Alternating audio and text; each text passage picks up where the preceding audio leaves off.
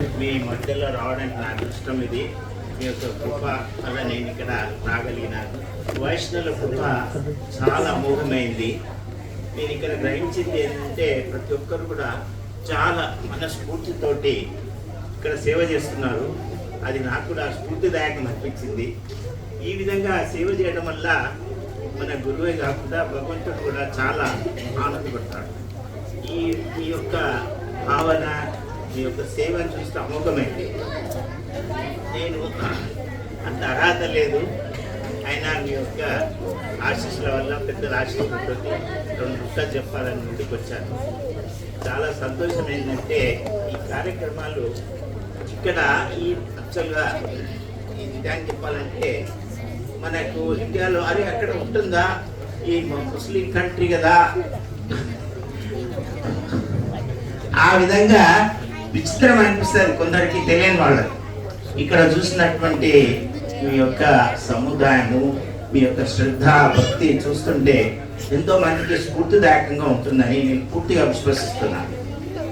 తర్వాత వచ్చేసింది ఏంటంటే ఇక్కడ ఈ యొక్క దేశము మన భారతీయ దేశానికి వెళ్తున్నాను కూడా ఇక్కడ సహకరిస్తున్నారు. ఆ యొక్క వారి సహకారము భగవంతుని ఆశీస్సు వల్ల జరుగుతుంది. ఇది ఇక్కడ ముఖ్యంగా నేను చూసింది ఏంటంటే, సరే మీ చేస్తున్న సేవలో నేను అందులో అరవద్దునే లేను. ఎందుకంటే ఆ సేవ చూస్తుంటే నాకే విచిత్రం అనిపిస్తుంది. ఇంత సేవదాయకంగా ఇక్కడ ఉన్నారే, ఇక్కడ భగవత్ ప్రాప్తి అనేది ఆల్రెడీ వాళ్ళకి సంకల్పించినట్టుంది. అందుకని వాళ్ళు ఈ విధంగా ఈ సేవలో ఉన్నారు. నా గురించి చెప్పాలంటే అప్పుడే ప్రభులు చెప్పారు, నేను వృత్తిరీత్యా న్యాయవాది వృత్తిగా ఉండేవాడిని.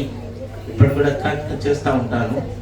ఈ యొక్క అంతర్జాతీయ కృష్ణ జాతీయ భావన సంఘంతో పరిచయము 94 నాకు పరిచయం అయింది. ఆ తదుపరి నేను ఈ స్వీకరించాను. దానికన్నా ముందు ఈ యొక్క వేరే రకరకాలైనటువంటి ఆధ్యాత్మిక సంఘాలను వెతుకాను. అక్కడ నాకు సరైన సంతృప్తి జరగలేదు. ఈ యొక్క కృష్ణ కాన్షియస్ మూమెంట్ వచ్చిన తర్వాత ఇది సరైన మనకు ఆధ్యాత్మికంగా పురోగతి తీసుకెళ్తుంది.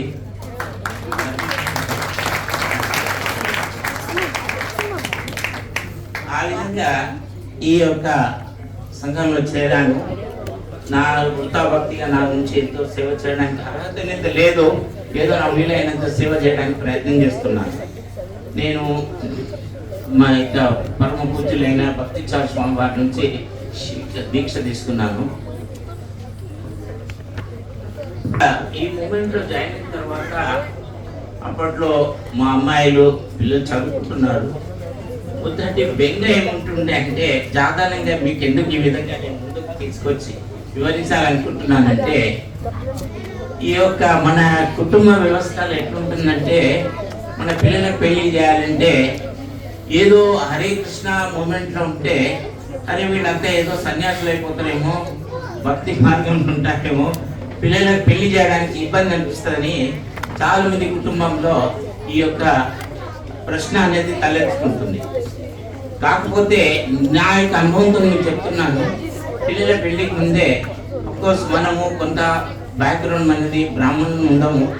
ఆ విధంగా వాళ్ళకు పెళ్లి అయ్యేటప్పటికి ఈ యొక్క మన సూత్రాలు ఉన్నాయి కదా, ఈ 4 విషయాలు, ఈ విషయాలను విన్నాక వాళ్ళకు అయ్యో పిల్లను తీసుకుంటారా లేదా అనేటువంటి ఈ యొక్క క్లిష్టమైన పరిస్థితి వాళ్ళ దాంట్లో ఏర్పడుతుంది. నేను మీకు పూర్తిగా విశ్వాసం చెప్తున్నాను, ఆ భగవంతుని కృప తప్పనిసరిగా ఉంటుంది. మనము తలుచుకోవాలి, ఈ యొక్క మిషన్కు సర్వ్ చేయాలి. ఇచ్చేటప్పుడు కూడా అమ్మాయిని కూడా నేను తప్పనిసరిగా ఆ యొక్క కృష్ణ చైతన్యంలో పురోగమిస్తారు. తప్పనిసరిగా కృష్ణుడు మనం కాపాడుతాడు. ఎందుకంటే సందేహిస్తాడు ఏమని పెళ్లి చేయడానికి, అయ్యో ఆ అబ్బాయి వాళ్ళు ఒప్పుకుంటారా లేదా, ఈ విషయాలన్నింటినీ పక్కకు పెట్టేస్తే ఖచ్చితంగా భగవంతుడు మనకు ఆ కృప ప్రసాదిస్తాడు. నా దాంట్లో జరిగినట్టు అనుభవాన్ని మీకు వినిపిస్తున్నాను. పెళ్లి జరిగినప్పుడు మా పెద్దమ్మ ఇప్పుడు మంజరి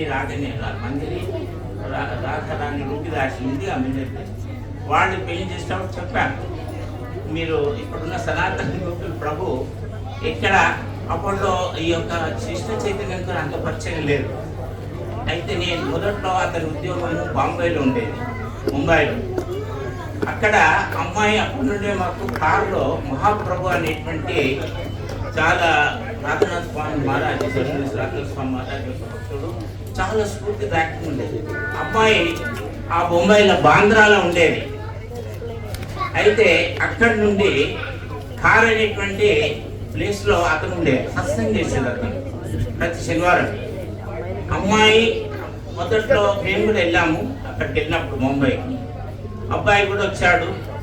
అయితే లోపలికి రావడానికి సంకోచించాడు లోపలికి. అయితే ఆ మహాప్రభు అనేటి ఆయన ఎవరైతే భక్తుడు ఉన్నాడో ఆయన విశ్వాసం చెప్పాడు, మీకు తప్పనిసరిగా ఇవాళ కాదు రేపు ఆయన ఈ యొక్క ప్రచారమే కాకుండా బోధనలో కూడా ఉంటాడని చెప్పాడు. అది పూర్తిగా ఇప్పుడు ఆయన నిరూపించింది. మీకు చేస్తున్న సేవలో అతను కూడా చాలా భాగస్వామి ఉన్నట్టున్నాడు కదా ఈ సేవలో. ఈ విధంగా నా యొక్క రుజువైన విషయాన్ని మేము ముందుకు ఎందుకు తెలియజేస్తున్నానంటే, తప్పనిసరిగా మీరు ఆ భగవంతుని విశ్వసించి ఈ కృష్ణ చైతన్యాన్ని పాటిస్తారని పూర్తిగా మీతో ప్రార్థన మనవి చేసుకుంటున్నాను.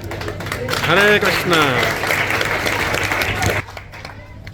ఈ కృష్ణ చైతన్యాన్ని ఒక్కసారి స్వీకరించిన తర్వాత వదిలే దయచేసి అటువంటి ప్రలోభాలు ఇంకెక్కడ వచ్చినా కూడా నేను వదిలేయడానికి వీల్లేదు.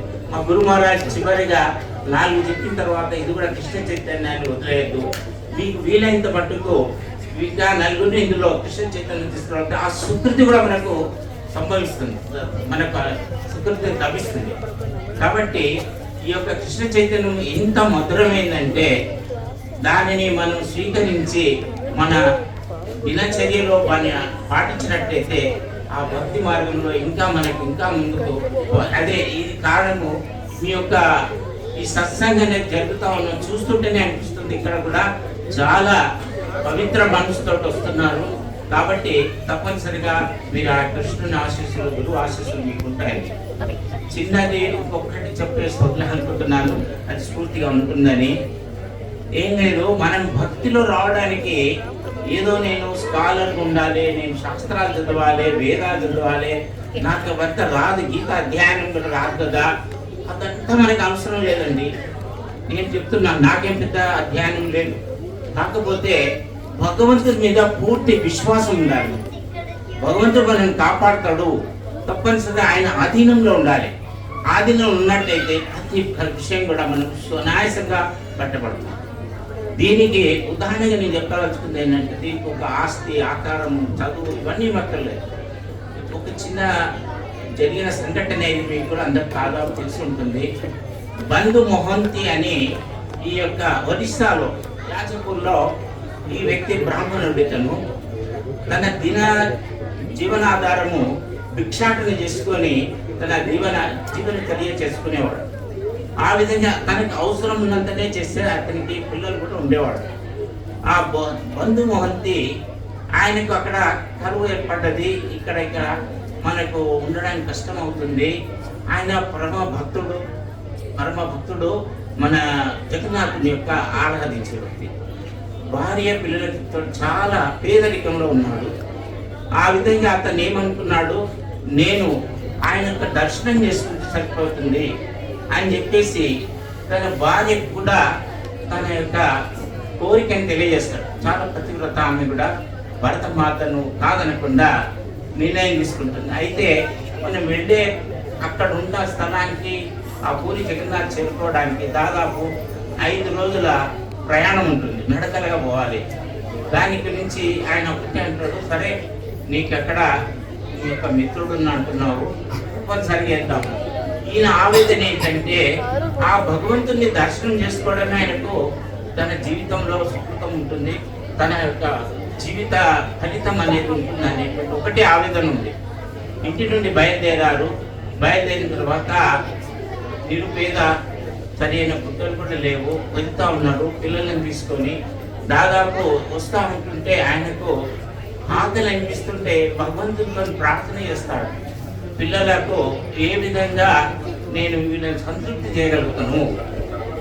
చిన్న చిన్న ఆకులను తీసి వాడి అక్కడికి కూడా వాళ్ళు ఎప్పుడు వాళ్ళని ఆవేదన వాళ్ళే.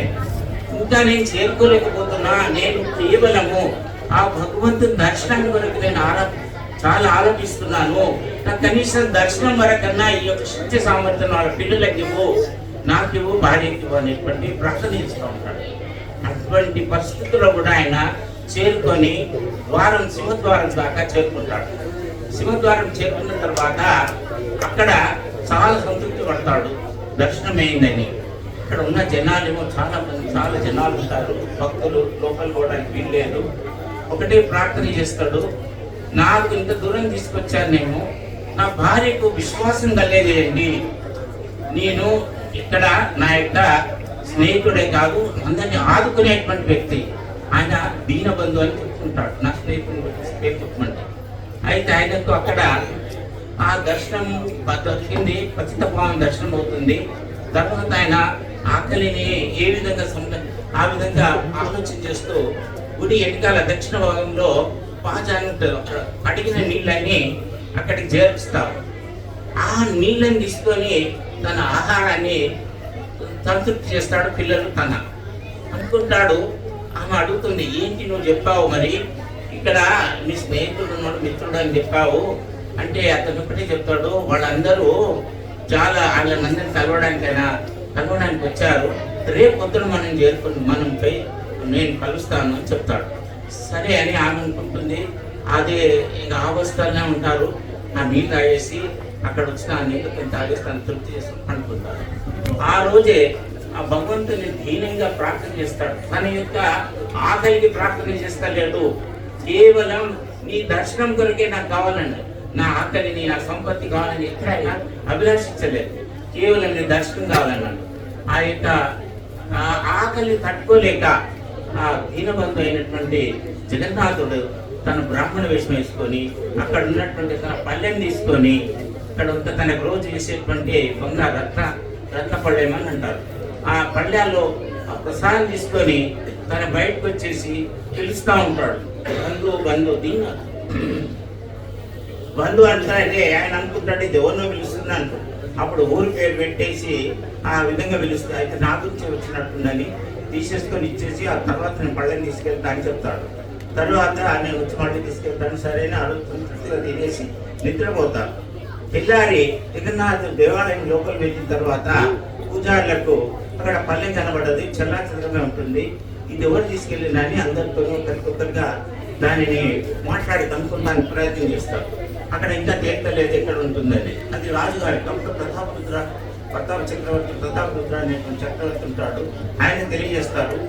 అయితే ఈ విధంగా తెలిసిన తర్వాత ఈ యొక్క మనిషిని తెలుసుకోవడం జరుగుతాను. ఒక నలుగురిని పంపిస్తారు. ఈయన అప్పటికే రాత్రి దానిని అది పళ్ళెం బాగా విలువైంది, దూరం తీసుకెళ్ళగలనని తన నెత్తి కింద పెట్టుకొని పండుకుంటాడు. ఒకరిని డ్రైవ్ చేసి వచ్చేసేసి ఏంటి నువ్వు తీసుకొని ఈ విధంగా మూర్ఖత్వంగా తీసుకొచ్చినావు, నీకు బుద్ధి లేదని చీవాట్లు పెట్టేసి చాలా దుర్భాషలాడుతూ ఆయన మీద చేయి కూడా వేసుకుంటారు. అంటే భగవంతుడు మనకి ఇచ్చే కష్టాలు కూడా ఉంటాయి. మనకు ఈ విధంగా భగవంతుడు ఏ విధంగా మనకు ఆశీర్వదించాలని మనకు తెలియదు. ఆ విధంగా ఆ కష్టాలని కూడా భరిస్తూ అని ఏమంటారు, ఇదంతా మీ లీల, సరే మీరు ఏ విధంగా చేయాలనుకుంటున్నారో దానికి నేను బాధపడటం లేదు. ఈ విషయం తెలిసిన తర్వాత ఆ రాత్రి ఆ యొక్క జగన్నాథుడు ప్రతాప చక్రవర్తి కళలో స్వప్నంలో వెళ్ళి చెప్తాడు, నా భక్తుడిని మీరు ఈ విధంగా శిక్షిస్తున్నారు, తొందరగా వెళ్ళి తీసుకురావాలి. తొందరగా వెళ్ళి ఆ రాత్రి ఆ నిద్రలు చెప్తే మరునాడు వచ్చేసేసి అతన్ని విడిపించేసి ఆయన కాళ్ళ మీద ఆ చక్రవర్తికి వస్తాడు.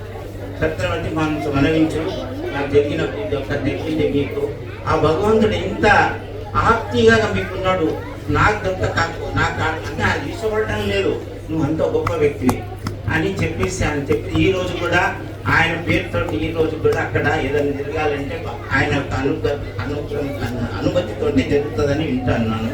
ఆ కుటుంబం సభ్యులు ఇక్కడికి ఇంకా కంటిన్యూ అవుతుంది. ఆ జగన్నాథ్ గుడిలో మొదటి ఈ యొక్క వితరణ జరిగేదానికి అతనికి అనుమతి తీసుకుని జరుగుతుందని విన్నాను.